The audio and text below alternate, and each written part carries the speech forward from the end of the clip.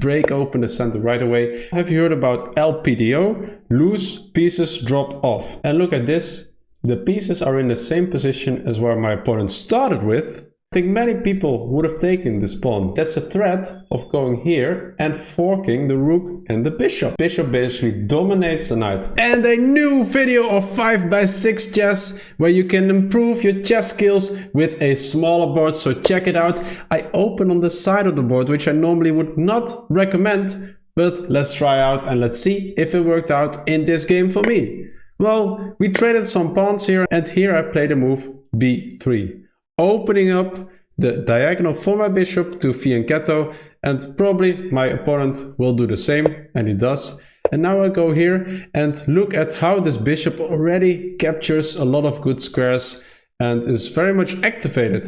And I think therefore my opponent here should have gone for the move a4, trying to go here and kick away my bishop. And if I would have gone here, for example, now then simply go here, I have to go back. And then all of a sudden my pieces are very bad positioned, and this would even win some material for my opponent.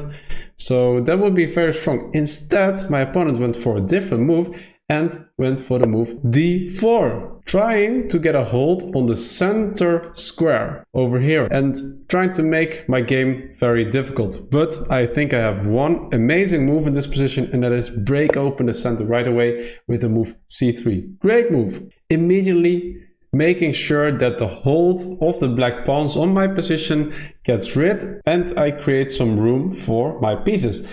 And I'm also threatening to just simply go forward with my pawn, and then my opponent has to go back with the bishop already. So here my opponent decides to take, and I take back. And my opponent plays the move a4. A bit too late. And in this position, what is a good follow-up? Well, have you heard about LPDO? Loose pieces drop off. Do you spot the loose piece in this position in black's camp? Yes, this bishop is loose. It's not being defended. Can I attack it? Yes, I can, and that's also what I play. I play knight to a3. Great move. It's a tempo move, because now my opponent needs to act, because I'm attacking the bishop. And here my opponent plays the move bishop to c8. Maybe you're thinking, what about this move? As a nice in-between move. Well, then I simply take the queen, and if my opponent takes back, he has to, then I take the bishop with check. Maybe it goes back, and then I take here, and then I won a piece simply. But even maybe more beautiful is to first capture here, and if the takes, I threaten checkmate here, and I can pick up this bishop later. But you know, the other line was more efficient, so I would have gone for that one. But my opponent plays bishop to c6 instead. And look at this. The pieces are in the same position as where my opponent started with. Well, my pieces are already active. The bishop has a good diagonal.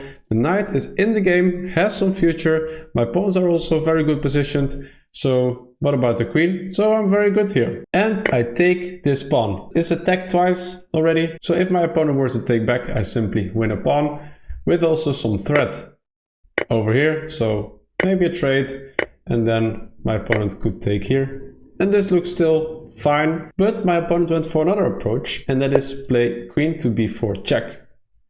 Basically making sure that we trade off the queens. Well, you could take here, maybe, but then this wins a pawn over here, and forever I will have a strong threat on this square over here. So I think what my opponent played is to simply trade is the best option over here.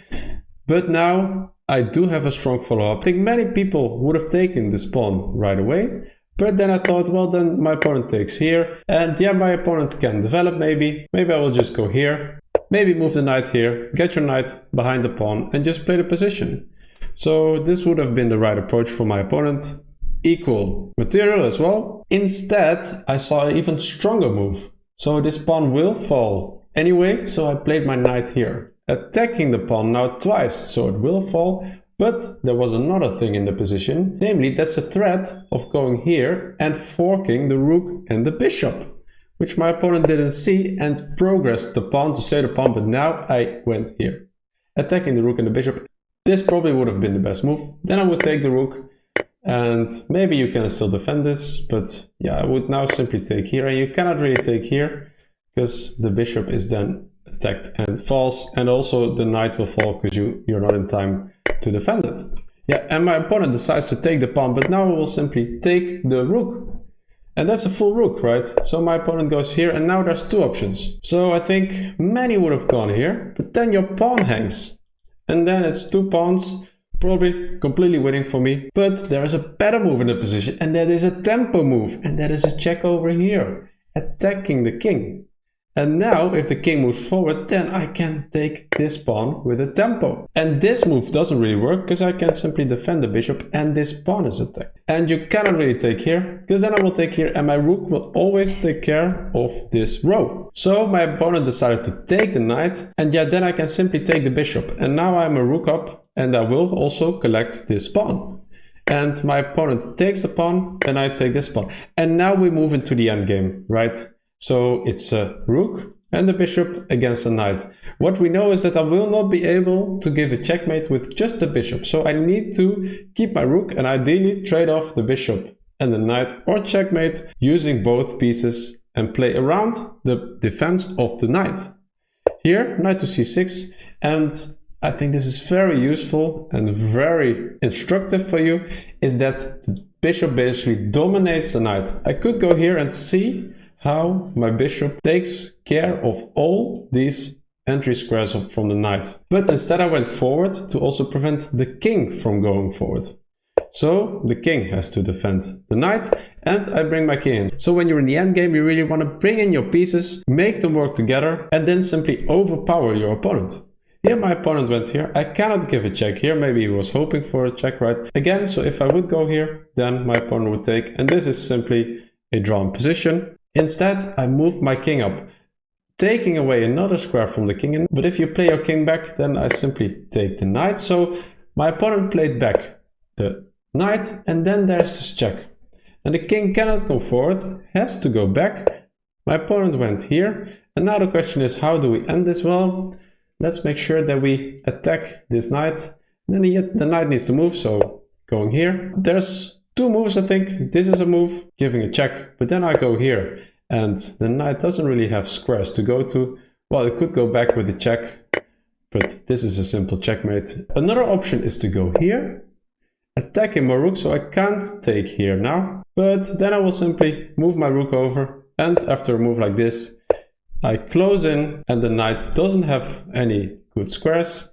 And I'm attacking it twice, so it will fall. So if it would go here, for example, I can simply take it, and this will be a checkmate in a few moves. So guys, check out this 5x6 chess. It's very useful, and don't forget to like and subscribe. See you soon. Bye bye.